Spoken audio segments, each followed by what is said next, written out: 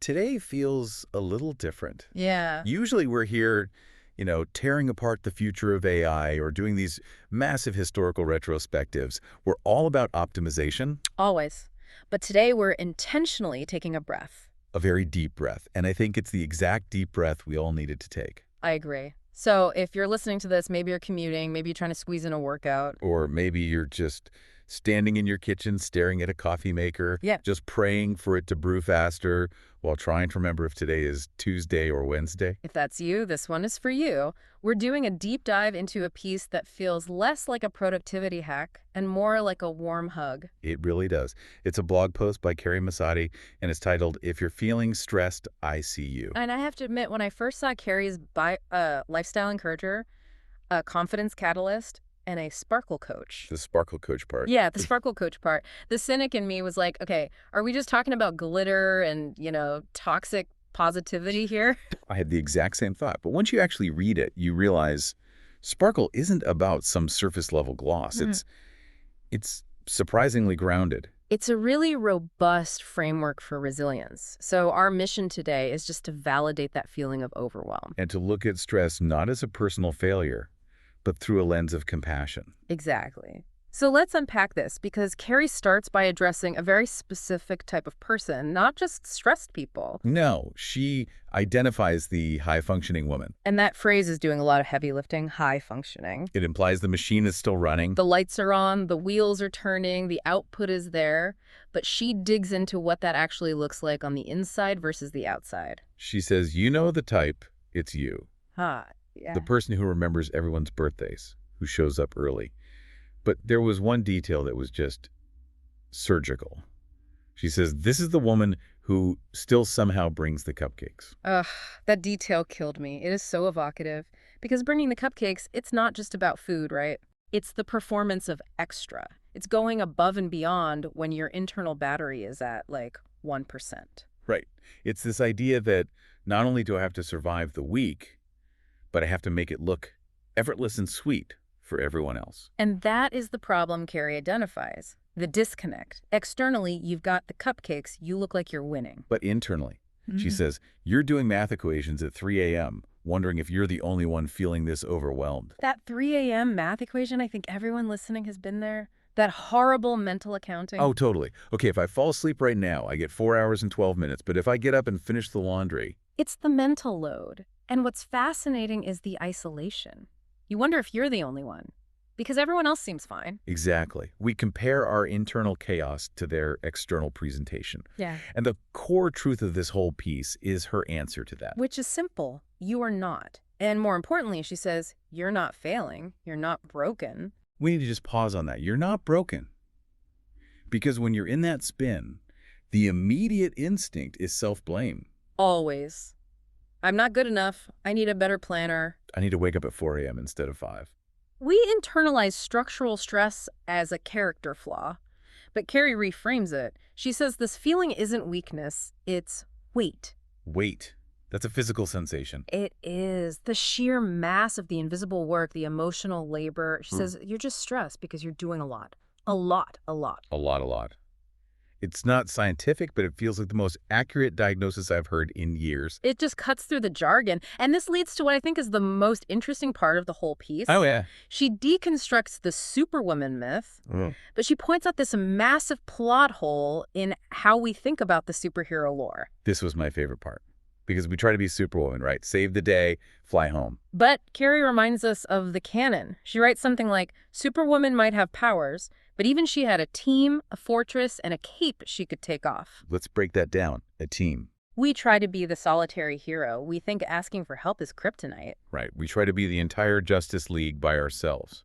And we do it without a fortress of solitude to retreat to. I mean, where's our fortress? The bathroom with the door locked for 5 minutes while people are banging on it. If you're lucky. And the cape she could take off part is so crucial. We wear the cape to bed. We never clock out. We forget there's a person underneath. So if we're trying to be this hero without the infrastructure, of course we're crashing. It connects right back to that validation. Carrie says, you are not the problem. Your priorities are not the problem. The overload is the problem. The overload is the problem, not you. I mean, that is such a release to hear. It is. And once you accept that, you can make different choices.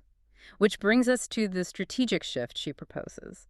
Leading with clarity. She says we need to stop asking, why can't I get it all done? Which is a question that's rooted in shame, right? It assumes you should be able to get it all done. It's a trap. It just leads to a shame spiral. So instead, she says to ask, what actually needs to get done today? It sounds so simple. But it's a radical shift from everything to something. And she also says to ask, what can I let go of, even just for now? I love that qualifier, for now. It makes it less scary. Exactly. This is what she calls leading yourself with clarity. And that word leading is key.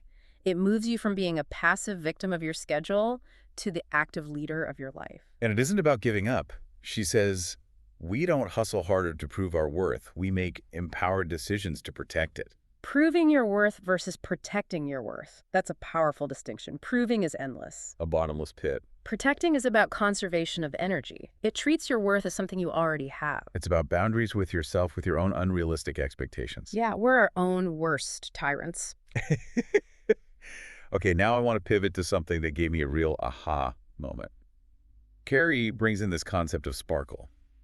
Back to the sparkle coat. Exactly. And usually when I hear advice like, just put on some lipstick, I get a little skeptical. A little superficial. Yeah, like my house is on fire. Who cares about my earrings? But Carrie really nailed this. She talks about putting on a favorite pair of earrings when she's feeling frayed. Then this is the critical part. She says, it's not vanity, it's identity. That's the line. It's not vanity, it's identity. Let's dig into that. Well, think about when you're in that survival mode, you become a function. A driver, a cook, a scheduler. You dissolve into the roles you play. You disappear. You become a service provider for your own life. You disappear. And by taking that small action, putting on the jewelry, she argues it's a way to reconnect with the person underneath all that. The signal to your own brain. She writes, I reach for jewelry on my busiest days, not to impress anyone, but to reconnect with myself. It's an anchor, a grounding technique. It reminds her that beneath the calendar chaos and the carpool shuffle, there's still a woman there. The carpool shuffle. I feel that in my bones. But it's not about how you look. It's about reminding yourself you exist apart from your to-do list. It's a reclamation of self. You know, this actually reminded me of a few years back. I was going through this period at work, just total chaos. I was dragging. And I remember every morning, I would take 3 minutes to make this very specific, complicated pour-over coffee. Not the instant stuff. Not the instant stuff. And I felt guilty about the time, honestly. But looking back, that wasn't about the caffeine. Right. It was the only 3 minutes where I was just a person enjoying a smell, not a machine churning out work. That is a perfect example. That coffee was your earrings. It really was. It was my sparkle, my little act of defiance against the chaos. And that's what Carrie is inviting us to find. She ends with a list of invitations. Yes, the practical steps. The first one is let go of one thing. Just one. Yeah. Seems doable, right? Then there's delegate one task. The D word. Oh, that one's hard for us control freaks. It's so hard because they might not do it right. And Carrie would say, let them. It's okay if the frosting is generic. The third one is a mantra. Choose peace over pressure. Peace over pressure. That's a sticky note for the monitor. And finally, do something just for you, even if just for 5 minutes. Like the coffee or the earrings. Exactly. It's about interrupting the cycle. Yeah. Carrie puts it beautifully. She says something like, you're still the woman who can do amazing things, but that doesn't mean you have to do them all at once. That's it. You don't have to do them all at once. It's such a relief. You can have it all, just not all on a Tuesday afternoon. So as we wrap up, I want to circle back to the feeling she leaves us with. She says, you are not behind. You are not too much. And you are exactly where you need to be. Pausing, prioritizing, and protecting your peace. It's such a compassionate message. It's rare to find content that tells you to do less. It's permission to be human. And the final line. Yeah. This is the perfect image to carry with you. And you're still Superwoman, even if the cape is in the laundry. Even if the cape is in the laundry. I love that so much. The power is still there. The identity is still there. The cape is just an accessory. The power is inherent. This has been really refreshing. Sometimes you just need someone to say, I see you and you're doing a good job. Absolutely. And I think Carrie really achieved that. If you want to dive deeper into this, you can read the full blog and discover more of Carrie's favorites and sparkle tools at thesparklelounge.com. Definitely worth a visit. So here is our final thought for you. We talked about the cape in the laundry. We talked about the earrings. My question for you is, what is your version of the earrings? What is that one small, non-productive thing you can do today that signals to yourself, I am still here? And the real challenge, can you do it without guilt? That's the hard part. Do it without guilt. Thank you for hanging out with us on this deep dive. Take a breath. You're doing great. See you next time.